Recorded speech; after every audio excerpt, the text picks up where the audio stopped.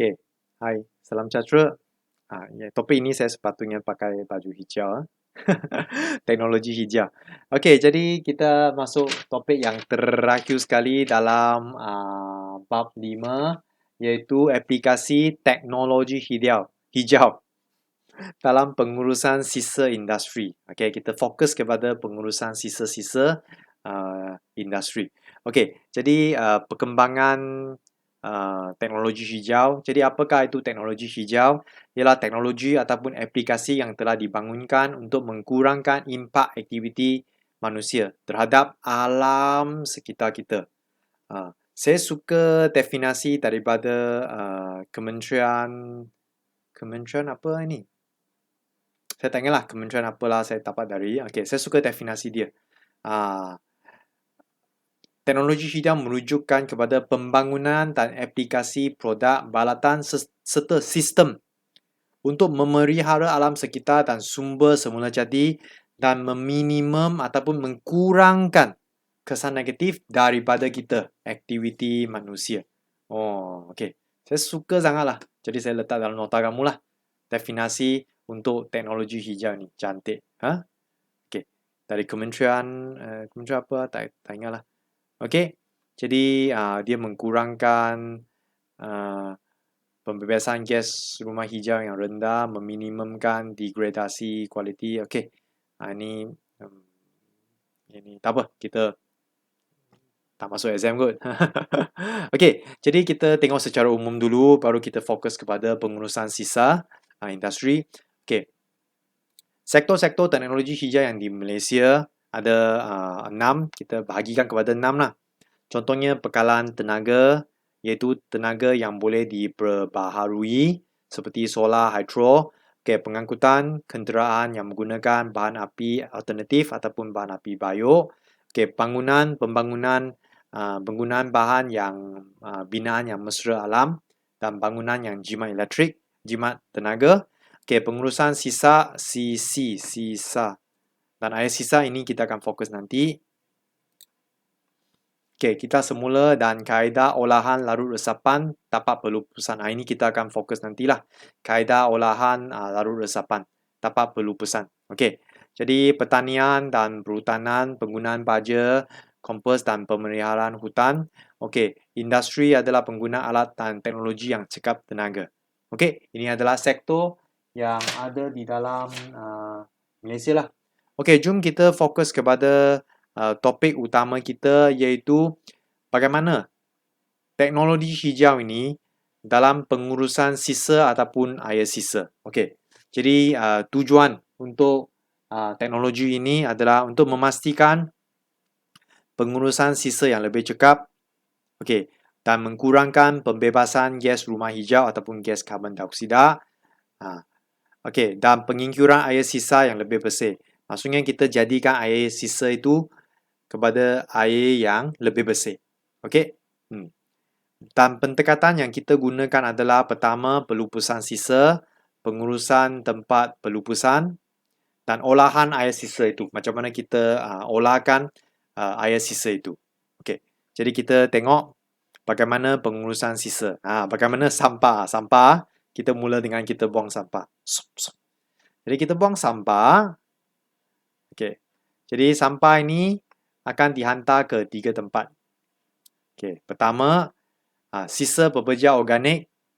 Tapi sekarang Malaysia tak ada lagi ya. Ada tempat yang mungkin ada. Sisa pekerja organik yang boleh dihurai lah. Akan menjadikan baja kompos dan digunakan sebagai baja organik. Okey, pertama. Kedua, okey, kalau dia tak boleh jadi kalau dia bukan sisa organik, maka dia akan dihantar ke pusat pengasingan sisa, ataupun sisa itu kita di AEON ada bukan, kita sudah asingkan botol air, plastik, semualah kita asingkan dulu. Okay. Lepas itu yang boleh di kita semula, kita akan hantar kilang kita semula. Yang tak boleh, kita akan masuk ke lori. Panggil apa ini ya? Lori ya, saya panggil dia lori. Bukan Okey, jadi sisa beberjau ini akan dihantar ke pusat pengasingan sisa. Ini teknologi hijau lah. Okey, pusat pengasingan sisa. Dan sisa ini akan diasingkan kepada 3. Kalau dia boleh kita semula, kita semula.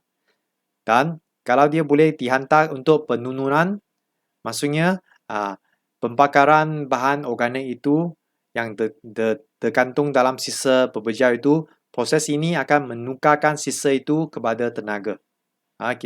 Dia tukarkan sisa itulah dia bakar dan dia menghasilkan tenaga. Okey, ini dinamakan penunuan. Okey.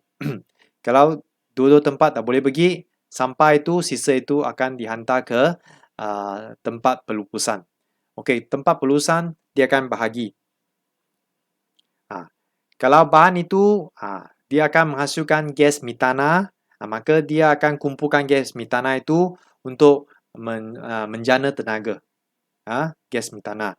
Okey, kalau tidak dia akan hantar ke olahan larut resapan tapak pelupusan. Okey, ini kita akan bincang nanti ya. Ini yang kita akan fokus. Olahan larut resapan tapak pelupusan. Okey, apakah itu larut resapan? Larut resapan dia adalah cecair yang dihasilkan daripada bahan pencemar, daripada sisa-sisa pekerja. Ataupun di sini cecair tercemar yang dihasilkan daripada penelusan air melalui bahan buangan pekerja.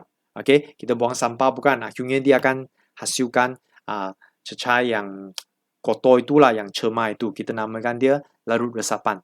Jadi ada satu kilang khas untuk kita mengolahkan larut resapan itu. Okey. Baik. Okey, kita akan fokus yang ini olahan ini kilang ni. You ingat satu kilang saja bukan ada besar. Okey, jom kita tengok. Okey, untuk proses ini cikgu dapat cari satu cikgu cari satu penerangan lah yang membantu. Saya telah sediakan dalam buku nota kamu. Okey. Yang lebih ringkas daripada buku rujukan, tak ingatlah buku rujukan mana. Dia asing 2, lepas itu penunuan. Okey. Jadi murid nantilah nota ini cikgu akan print untuk setiap murid. Okey. Sama dengan gambar ini, gambar ini cantik sikit kan. Okey. So saya ulang, sisi sampah dia pergi ke pengkomposan ataupun pengumpulan sisi gambar ataupun pengasingan sisa. Kemudian sisa dikita semula ataupun sisa dibuang masuk ke pusat pengasingan. Kita asingkan lagi. Kalau dia boleh dibakar menjadikan tenaga, kita tukarkan dia ke proses penunuan. Lepas itu hantar ke tempat pelupusan. Kalau kita tengok dia menghasilkan gas metana, kita guna untuk menghasilkan tenaga. Kalau tidak, kita akan dan pekerja itu menghasilkan cecair yang tercemar, kita akan menjalankan olahan larut resapan tapak pelupusan. Okey, jom kita tengok pengurusan air sisa ataupun larut resapan. Okey, apakah air sisa merupakan bahan buangan yang berbentuk cecair. Sama macam larut resapan lah, dia cecair cemar. Okey, yang terhasil daripada sisa manusia, sisa makanan, minyak ataupun bahan kimia. Jadi sumber air sisa adalah air sisa domestik yang dari rumah lah. Okey, air larian, storm water, hujan, ais, semualah. Yang ini, air sisa daripada industri, ini bahaya sikit kerana dia mengandungi banyak bahan kimia, bahan toksik, contohnya mercury, arsenik, brambam, semua ini berbahaya kalau kita terminum ataupun kalau termasuk ke dalam sungai. Okey, kerana bahan kimia ini susah dihuraikan secara biologi. Memerlukan kaedah pengolahan yang lebih spesifik seperti ini. Gambar ini cantik ya. Okey, supaya dia tidak mencemarkan alam sekitar dan menjejaskan kehidupan kita. Okey, kita tengok dulu, go through first. Nanti ada step by step. Okey, pertama, air sisa itu dipam masuk. Kemudian asingkan sisa pepejal. Okey, kemudian kita melakukan ini teknologi hijau, proses elektro pengumpulan. Nanti kita akan terangkan. Okey, step 3. Step 4. Lepas proses elektro pengumpulan, kita dapat asingkan dia kepada flock ataupun gumpalan. Dan lepas itu di sini kita akan asingkan dia kepada pepejal dan air sisa. Okey, lepas itu kita akan yang enap cema ataupun frog akan nanti ya saya terangkan apa itu akan dikumpulkan di sini dan dijadikan baja. Lepas itu air sisa itu masuk ke sini, lawatan lanjut untuk air sisa. Okey, lepas itu kita lawat. Akhirnya baru kita melepaskan influent itu ke sumber air supaya dia tidak mencemarkan sungai. Okey, ini proses. Satu, pump masuk, boleh asing, pepejal. Kemudian proses elektro pengumpulan. Lepas itu mengasingkan pepejal dengan air. Dan pengumpulan enap cema. Kemudian air itu dilawat lanjut supaya dia boleh lepaskan sebagai influent ke sumber air. Okey, kita terangkan lagi setiap satu proses ini ya. Okey, proses satu, pump air. Air sisa dipump masuk ke dalam sistem lawatan air sisa berasingan sisa pepejal. Okey, sama macam ni ya. Cuma ini cikgu letak dalam nota kamu lebih jelas. Okey, step 2, asingkan sisa pepejal. Mengasingkan bahan yang hadir seperti kertas, plastik, logam untuk mengelakkan daripada tersumpat. Okey, good. Yang ini cikgu highlight. Ini adalah proses elektro pengumpulan. Kaedah ini adalah kaedah olahan larut resapan tapak pelupusan. Okey. Ini adalah teknologi hijau yang mengaplikasikan prinsip elektrolisis untuk mengolahkan air sisa.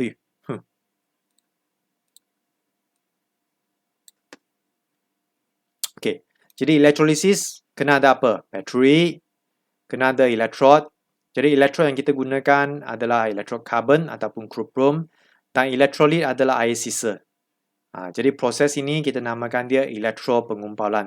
Jadi di sini air sisa itu akan menjalankan elektro pengumpulan. Maksudnya dia akan diasingkan.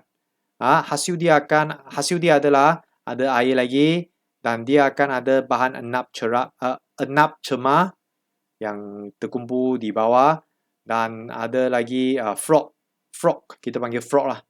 Okey, bahan pencemar yang terkumpul yang ada di atas macam itulah. Okey, boleh. Proses ini kita dinamakan proses elektro pengumpulan. Lepas itu kita akan mengasingkan pepejal dengan air sisa.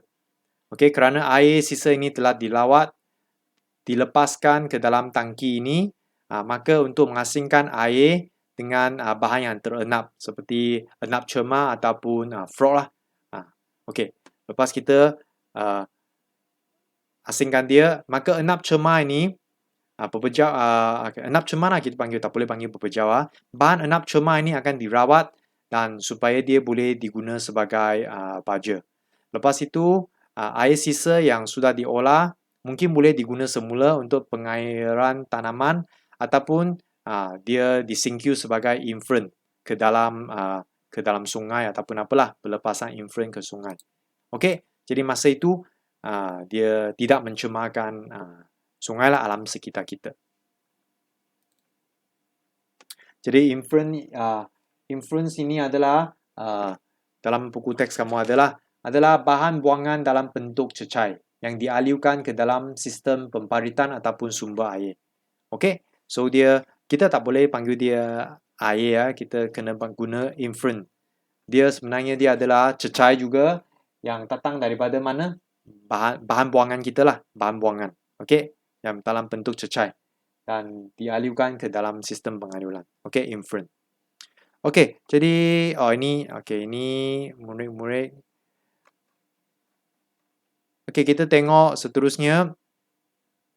Kepentingan teknologi hijau dalam kehidupan kita, banyaklah kepentingannya. Pertama, pengurusan sisa buangan dia lebih berkesan, sumber tenaga yang lebih bersih dan membantu membelahankan pemanasan global.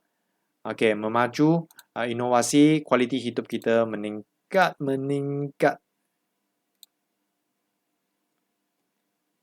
Dan kekurangan dia adalah mungkin kos pelaksanaan dia tinggi dan orang ramai masih belum biasa dengan konsep teknologi hijau. Banyak produk masih di peringkat R&D lah, research and development, dan kekurangan pakar yang mahir dalam teknologi hijau ini. Okey, jadi ini juga adalah satu bidang yang agak baru di Malaysia.